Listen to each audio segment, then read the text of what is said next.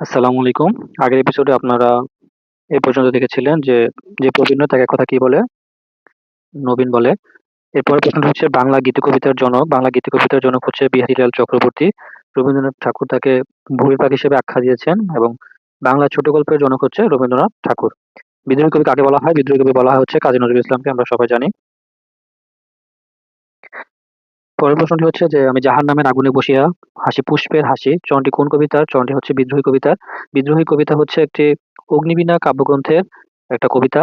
অগ্নিবীণা কাব্যগ্রন্থ ১৯২২ সালে প্রকাশিত হয়। এটা একটু ইম্পর্টেন্ট। অগ্নিবীণা কাব্যের প্রথম কবিতা হচ্ছে প্রলয় উল্লাস। বিদ্রোহী কবিতার একটি লাইন হচ্ছে, আমি জাহান্নামের আগুনে বসিয়া হাসি পুষ্পের হাসি। অগ্নিবীণা ১৯২২ সালে এবং ধূমকেতু নজরুল ইসলামের যে একটা পত্রিকা আছে ধূমকেতু, এটা অর্ধ সাপ্তাহিক। এটা হচ্ছে ১৯২২ সালে। আর মুসলিম সাহিত্য সমাজ যেটা ১৯২৬ সালে গঠিত হয় সেটার একটা মুখপত্র আছে, সেটার নাম হচ্ছে শিখা। এটা ১৯২৭ সালে বের হয় আরকি। আর বীরাঙ্গনা একটা পত্রকাব্য মাইকেল মধুসূদন দত্তের, ১১টা পত্র রয়েছে এর মধ্যে। এই তথ্যগুলো আসলে ইম্পর্টেন্ট। পরের প্রশ্নটি, দুর্গম গিরি কান্তার মরু দুস্তর পারাবার। এখানে কান্তা শব্দ থেকে, এখানে কান্তা শব্দ অর্থ বন জঙ্গল। আমি বীরাঙ্গনা বলছি গ্রন্থের লেখককে, ডক্টর নীলিমা ইব্রাহিম। ডক্টর নীলিমা ইব্রাহিমের এটা একটা মুক্তিযুদ্ধ ভিত্তিক ইতিহাস নির্ভর গ্রন্থ। এখানে মূলত ধর্ষিত ৭ জন বীরাঙ্গনা নারীর কাহিনী উল্লেখ আছে। তার আরো কিছু ইম্পর্টেন্ট উপন্যাস হচ্ছে ২০ শতকের মেয়ে, এবং তাকে ইম্পর্টেন্ট নাটক হচ্ছে যে অরণ্যে আলো নেই। এই দুটো একটু মনে রাখতে হবে। পরে নিচে কোনটি স্বরবর্ণ? একটি স্বরবর্ণ। বাংলা স্বরবর্ণ কতটি? আসলে বাংলা স্বরবর্ণ হচ্ছে ১১টি। মানবদেহে শব্দ উৎপন্ন করে কে? মানবদেহে শব্দ উৎপন্ন করে হচ্ছে স্বরযন্ত্র। এখন স্বরযন্ত্র বলতে আমরা কি বুঝি?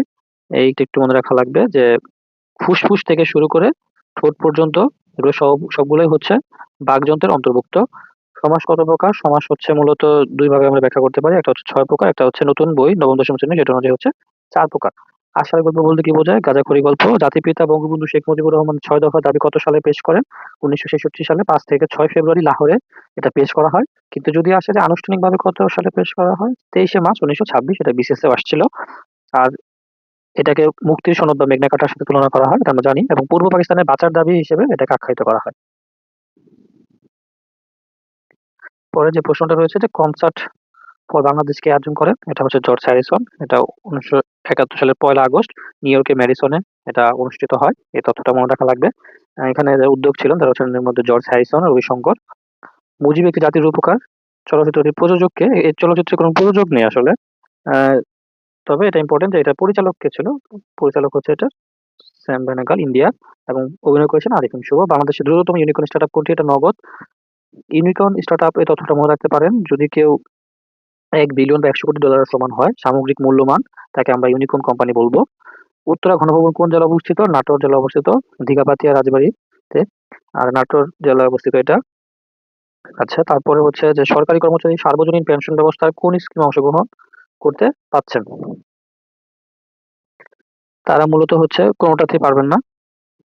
চার সার্বজনীন, এখান থেকে যেগুলো জানতে হবে সেটা হচ্ছে, এটা কত সালে হয়? ১৭ই আগস্ট ২০২৩ এই পেনশন ব্যবস্থাটা চালু হয়। এখানে ৪টা স্কিম আছে। ৪টা স্কিম কি, কি? প্রবাস, প্রগতি, সুরক্ষা ও সমতা। হ্যাঁ? এই ৪টা মনে রাখতে হবে। পরে হচ্ছে, ঢাকা এলিভেটেড এক্সপ্রেসওয়ে দিয়ে মিনি বাস চলাকালে কত টাকা টোল দিতে হয়? এটা না জানলেও হবে, কিন্তু এটার দৈর্ঘ্য কতটুকু? ১৯.৭৩ কিলোমিটার। এটা ২ সেপ্টেম্বর ২০২৩ সালে হচ্ছে উদ্বোধন হয় আরকি। মুঘল সম্রাটদের মধ্যে কে ১ম আত্মজীবনী লিখেছিলেন? বাবর। বাবরই কিন্তু মুঘল আ বংশের আসলে প্রতিষ্ঠাতা। তিনি পানিপথে যে ৩ টা যুদ্ধ আছে, এর মধ্যে ১৫২৬ সালে ১ম যুদ্ধ ইব্রাহিম লোদিকে হারায়। তার মাধ্যমে আসলে মুঘল সাম্রাজ্য প্রতিষ্ঠা করেন। তার তুর্কি ভাষায় একটা তার আত্মজীবনী আছে, তকিয়তি বাবরি নামে পরিচিত। বাংলাদেশ জাতিসংঘের কততম সদস্য? বাংলাদেশ জাতিসংঘের হচ্ছে ১৩৬তম সদস্য, এটা আমরা জানি। এটা কত সালে? এটা খুব ইম্পোর্টেন্ট। ১৭ সেপ্টেম্বর ১৯৭৪। ২৯তম অধিবেশনে, সাধারণ পরিষদের ২৯তম অধিবেশনে তখন বাংলাদেশ জাতিসংঘের সদস্যপদ লাভ করে ১৩৬তম দেশ হিসেবে ১৭ সেপ্টেম্বর ১৯৭৪। আর ২ টা দেশ ওইদিন জাতিসংঘের সদস্যপদ লাভ করে, তারা হচ্ছে ঘানাডা ১৩৭ এবং গিনি বিসাউ হচ্ছে ১৩৮তম লাভ করে। আচ্ছা, বাংলাদেশে কত বছর পর, পর জনশুমারি ও গৃহবরণ অনুষ্ঠিত হয়? এটা আমরা জানি ১০ বছর পর। লাস্ট ১৫ থেকে ২১ জুন ২০২২ সালে ৬ষ্ঠ জনশুমারি অনুষ্ঠিত হয়েছিল, এবং ১ম জনশুমারি অনুষ্ঠিত হচ্ছে স্বাধীন দেশের ১৯৭৪ সালে। এটা ইম্পোর্টেন্ট। এই পর্যন্ত কত সনে অনুষ্ঠিত হয়েছে এগুলো একটু দেখতে পারেন। আর ব্রিটিশ আমলে, ব্রিটিশ গভর্নর লর্ড মেয়র আমলে ১ম উপমহাদেশে আদমশুমারি অনুষ্ঠিত হয়েছিল। অর্থবছর কোন তারিখে সমাপ্ত হয়? ৩০শে জুন। আর নতুন হচ্ছে জুলাইয়ের 1 তারিখে হচ্ছে নতুন অর্থবছর শুরু হয়। বিচারপতি ওবায়দুল হাসান বাংলাদেশের কততম প্রধান বিচারপতি? এখন আসলে এটা হবে না। এখন নতুন একজন 25তম আপনার হচ্ছে বিচারপতি এসে পড়েছে। খুব সম্ভবত নাম হচ্ছে রিয়াদ। একটু দেখে নিবেন। ব্রিক্স এর সদর দপ্তর কোথায় অবস্থিত? ব্রিক্স এর কোনো আসলে সদর দপ্তর নাই।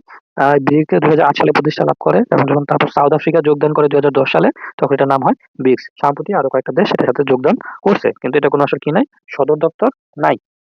লিওনেল মেসি তার ক্যারিয়ারে কতটি শিরোপা জিতেছেন? এটা না জানলেও হবে, সমস্যা নাই। এই প্রশ্নটা এতটা ইম্পর্টেন্ট না। তাও মনে রাখতে পারেন যারা আর্জেন্টিনার ফ্যান আছেন, 44টা। তৈরি পোশাক রপ্তানিতে শীর্ষ দেশ কোনটি? চীন হচ্ছে তৈরি পোশাক রপ্তানিতে শীর্ষ দেশ। বাংলাদেশ কিন্তু 2 নম্বরে অবস্থান করতেছে। আর 3 নম্বর হচ্ছে ভিয়েতনাম। এটা একটু অবশ্যই মনে রাখতে হবে যে বাংলাদেশের অবস্থান হচ্ছে 2য়। তারপরে যে আছে যে পিএলও, প্যালেস্টাইন লিবারেশন অর্গানাইজেশন, এটা কত সালে প্রতিষ্ঠিত হয়? এটা 1964 সালে। এটা ফিলিস্তিনের স্বাধীনতাকামী একমাত্র অর্গানাইজেশন। দেশের 3য় চা নিলাম কেন্দ্র কোথায় অবস্থিত? পঞ্চগড়। আরো 2টা এর আগে ছিল। একটা হচ্ছে চট্টগ্রাম, একটা হচ্ছে মৌলভীবাজার। বাংলাদেশে মোট কতটি পঞ্চবার্ষিকী পরিকল্পনা গ্রহণ করা হয়েছে? 8টা। হ্যাঁ, এই পর্যন্ত পঞ্চবার্ষিকী পরিকল্পনা গ্রহণ করা হয়েছে 8টি। এটা যে প্রবর্তক শ্রেণীর নাম হচ্ছে জোসেফ স্ট্যালিন। আর অষ্টম পঞ্চবার্ষিক পরিকল্পনা 2021 থেকে 2025, মানে 5 বছরের পরিকল্পনা গ্রহণ করা হয় উন্নয়ন করার জন্য। প্রথম যে পঞ্চবার্ষিক পরিকল্পনা গ্রহণ করা হয় সেটা হচ্ছে 1973 সালে। এই মেয়াদ ছিল 1973 থেকে 1978 সাল। এটা অবশ্যই মনে রাখতে হবে, ইম্পর্টেন্ট এগুলো। তাহলে হচ্ছে প্রথম জাদুঘর কোনটি? বরেন্দ্র জাদুঘর, রাজশাহী শহরে অবস্থিত। 1910 সালে প্রতিষ্ঠিত হয়। পরে যে প্রশ্নটা রয়েছে, দেশে ইউরিয়া সারের চাহিদা কত? দেশে ইউরিয়া সারের চাহিদা হচ্ছে 26 লাখ টন। এটা আসলে এটা চেঞ্জ হয় সাম্প্রতিক, এটা দেখে নিবেন, এতটা ইম্পর্টেন্ট কিছু না। আর পরবর্তী এপিসোডে আমরা ম্যাথগুলো নিয়ে আলোচনা করবো। আশা করি সবাই ভালো থাকবেন। ধন্যবাদ। আসসালামু আলাইকুম।